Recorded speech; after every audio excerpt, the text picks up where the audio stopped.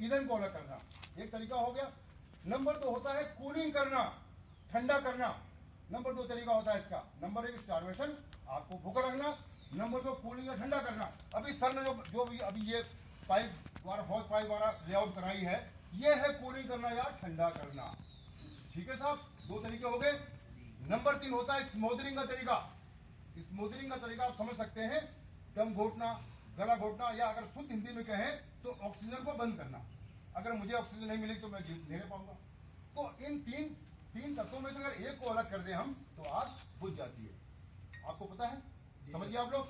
Number 1 गर्मी, number 2 ईंधन, और नंबर 3 ऑक्सीजन या हवा। करेक्ट, समझिए आप लोग। तो इनमें से हमें एक चीज को अलग करना है। तो अभी हम जो ट्रेनिंग करेंगे, साहब का ज्यादा जोर ट्रेनिंग पर ही है। सर आग के बारे में और बता दूं क्या? हाँ बिल्कुल, 100% बता दूं, मैं बताना चाहता हूँ। कोई दिक्कत नहीं, शॉर्टकट बड़ा बुरा होता है। ठीक है सर। तो अभी मैं चलता हूँ आपको आग के प्रकार। कहते हैं जब आग लगती है तो फायर फाइटर आग आग आग आग आग आग चिल्लाता है ना, चिल्लाता है ना। उसके बाद फायर फाइटर ये पता करता है कि आग कहाँ लगी है, कितनी लगी है, कौन सी लगी है, किस दिशा में बढ़ रही है। तो जब आपको यही नहीं पता होगा कि आग कौन सी है, क्या प्रकार है, परिभाषा है, तो आप आग बुझा सकते हो क्या? नहीं ना। कहते हैं अधूरा ज्ञान बड़ा खतरनाक होता है। ज्ञान तो पूरा होना चाहिए भाई, समझिए आप लोग। तो आग एक रासायनिक प्रक्रिया है जो कि 3 तत्वों के मिलने से लगती है। आपको बता चुका हूं मैं।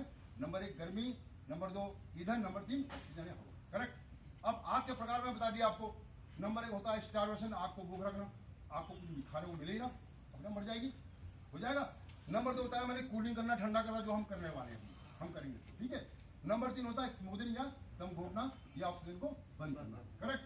अब मैं चलता हूं। अभी मैं बता रहा था आपको कि फायर फाइटर बहुत जोशीला होना चाहिए, साहसपूर्ण कार्य करने वाला होना चाहिए, और ढीला ढाला नहीं होना चाहिए। कहते हैं अगर आग लगी तो मैं ऐसे तो चलूंगा नहीं, मुझे ऐसा दौड़ना चाहिए तुरंत कि मुझे सिलेंडर लेना है, चुनाव करना है। तो अब फायर फाइटर आग कैसे बुझाएगा, उसे पता ही नहीं। स्टार्टिंग यहीं से होती है कि सिलेंडर का चुनाव करें, आग कहाँ लगी है, कितनी लगी है, कौन सी लगी है, ठीक है, और किस दिशा में बढ़ रही है।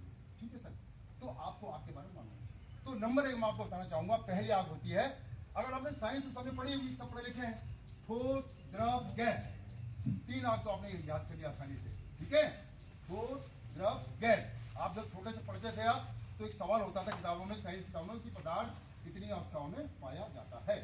तो आप कहते थे ठोस, द्रव, गैस। तो आपको